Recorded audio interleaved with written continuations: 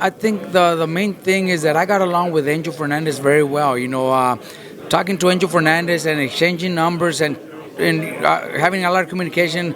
What we think went wrong, what we think he should do, and Angel thinks very similar to the way we do our training. He's following instructions, he's doing what he's told. Is in camp, and you have two trainers, one with different ideas, then camp is going to be a mess. There's a lot of times where the fighter might lose the hunger, or the trainer might lose the hunger. Anthony respects me, respects my decisions, and I'll bring it up again. The best thing is that me and Angel are working together very well.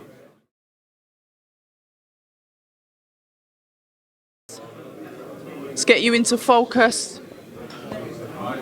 How you doing? Doing great, doing great. How you doing? Doing great.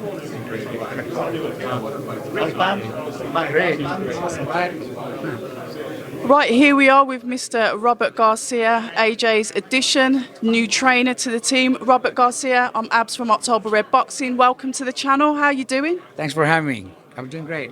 More of a pleasure to have you. This match is a very important match for AJ. When he mentioned on stage that he travelled around America and he was looking for an addition to his team, someone that can help him win those belts back. What was it that made him choose you? You know what? I think the main thing is that I got along with Angel Fernandez very well. Talking to Angel Fernandez and exchanging numbers and having a lot of communication. What we think went wrong, what we think he should do, and Angel thinks very similar to the way we do our training. Me learning from my father, being the aggressive, the style where you need to fight in the inside, you need to be tough, you need to be mentally prepared, and win fights like that. I think that helped a lot. Me and Angel being able to communicate very well, it was a big part of the decision that they took to bringing me into camp. Now that I'm here since last December, I think Anthony also believes in stuff that I'm talking about, and he's following instructions. He's doing what he's told, and the main thing is that me and Angel are working together very well.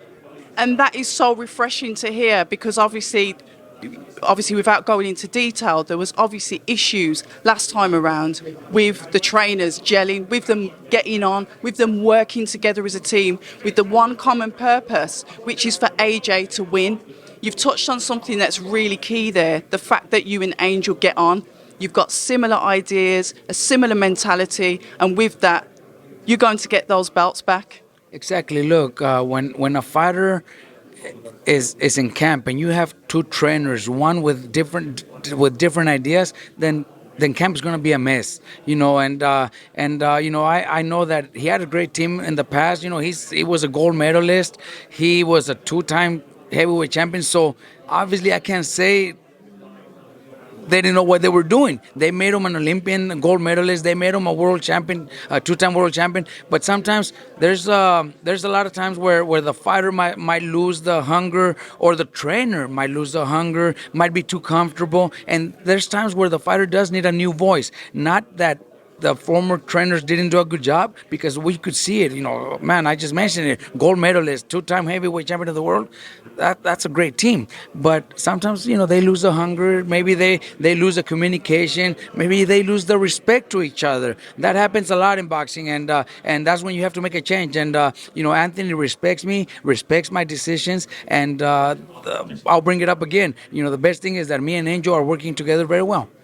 We like that, and the fact that you're saying that Anthony still got like a studious mentality. He still wants to learn. You say that he's listening. Sometimes, when you get to that stage of your career, you think you are above and beyond reasoning, listening and learning. So it's quite refreshing to hear that he is actually still absorbing that information.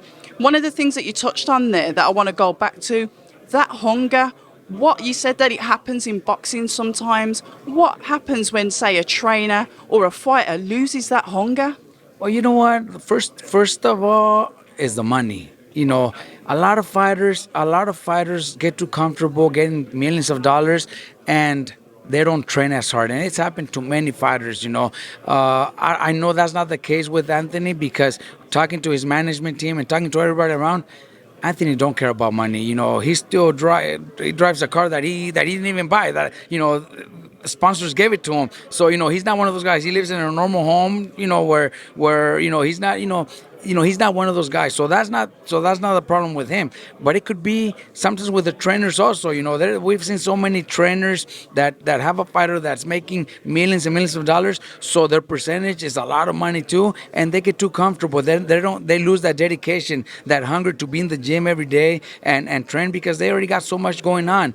So that changes a trainer too. So I don't know the situation with Anthony's former team, but something must have happened that the fighter and the trainer started disconnecting with each other, and that's when the fighter has to make a change.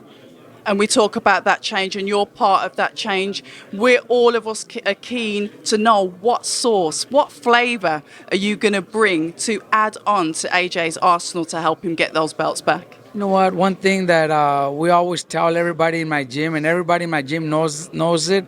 In this sport, it is a sport, but you're not in there to play. You're not in there in a game.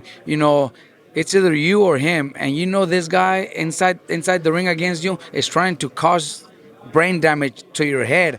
He's actually legally could kill you. So you gotta have that same mentality. It sucks to say it because I don't want my fighters to kill anybody. I don't want my fighters to end up with brain damage, damage in the brain. But legally you could do it. So you have to have that mentality. You have to have that killer mentality because this is the only sport where you could kill somebody and get away with it. So, our opponents try to do that to us. So what do we have to do? Do it to them. How is it then that you instill that into a fighter? Like you said, you've come from boxing stock, generational fighters. How is it then that you instill that into a fighter that may not necessarily have that mentality? They're going in there to box and win, but not that kind of like that killer instinct.